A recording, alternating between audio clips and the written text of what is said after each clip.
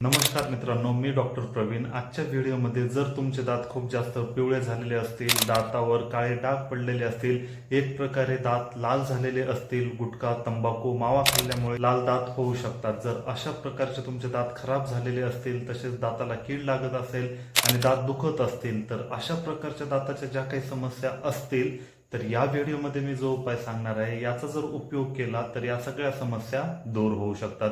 विशेष म्हणजे ज्यांना दात दुखतो त्यांनाच कळतं की दात दुखल्यावर किती प्रमाणात त्रास होत असतो. म्हणजेच दाताचा त्रास एवढा असतो की अनेक जण सहनच करू शकत नाही. तर अशा प्रकारच्या अडचणी होऊ नये यासाठी हा जर उपाय केला तर तुमचे दात स्वच्छ राहतील. तसेच दातांना कीड लागलेली असेल तर कीड वाढत सुद्धा नाही, कीड एक प्रकारे स्टॉप होत असते. तसेच तुमचे दात काळे झालेले किंवा पिवळे झालेले दात पूर्णपणे स्वच्छ होत असतात. तर नक्की हा उपाय कोणता आहे आणि कसा करायचा आहे हेच बघूया. सगळ्यात अगोदर बघा, आपले दात पिवळे किंवा काळे का होत असतात. जर आपण दातांची स्वच्छता व्यवस्थित ठेवत नसाल तर यामुळे दातावर एक पिवळा थर जमा व्हायला लागतो, ज्याला की प्लाक म्हटलं जातं.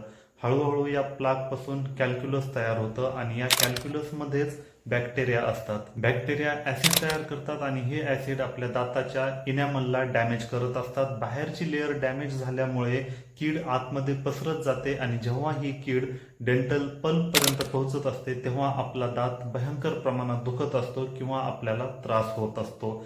तर अशा प्रकारे प्लाक पासून कॅल्क्युलस पासून कॅव्हिटी बनण्याची सुरुवात ते अगदी पल्प पर्यंत कॅव्हिटी जाणे, या सगळ्या गोष्टी स्टेप वाईज चालत असतात. म्हणून सुरुवात कुठून होत असते? दात खराब होण्यापासून हळूहळू दात खराब होत होत दात दुखायला सुद्धा लागत असतो. जर वेळेवरच योग्य उपाय केला तर या गोष्टीपासून आपण रक्षण करू शकतो. यासाठी आपल्याला गरज पडणार आहे खायच्या सोड्या. आता खाण्याचा सोडा तर जवळपास सगळ्यांच्याच घरी असतो किंवा आपल्याला इझिली अवेलेबल होतो. खायचा सोड्या आणि त्यामध्ये लिंबाचा रस मिक्स करायचा आहे. एवढ्या प्रमाणात रस मिक्स करायचा आहे जेणेकरून तुम्ही त्यांची पेस्ट बनवू शकाल आणि ही पेस्ट ब्रशवर घ्यायची आहे आणि आपल्याला दात क्लीन करायचे आहेत. ज्या प्रकारे आपण टूथपेस्ट घेऊन दात ब्रश करत असतो अगदी त्याच प्रकारे हा उपाय यूज करायचा आहे.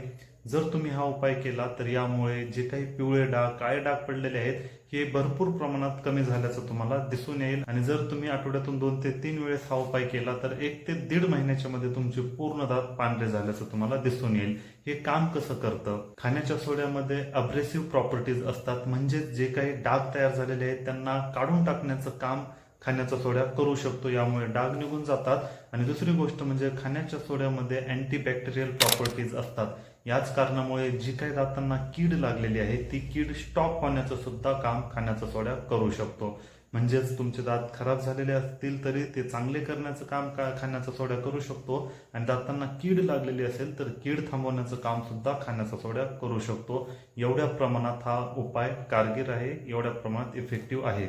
परंतु आता हा उपाय खूप चांगला आहे म्हणून आपल्याला दररोजच याने दात नाही घासायचे. जर दररोजच तुम्ही हा उपाय केला यामुळे दाताचं नुकसान होऊ शकतं. तर हा उपाय आठवड्यातून 2च वेळेस करायचा आहे. जर तुम्ही आठवड्यातून 2 वेळेस 1 ते 1.5 महिन्यापर्यंत केले तर तुमचे दात पूर्णपणे क्लीन होऊ शकतात. तर हा खूप चांगला उपाय आहे.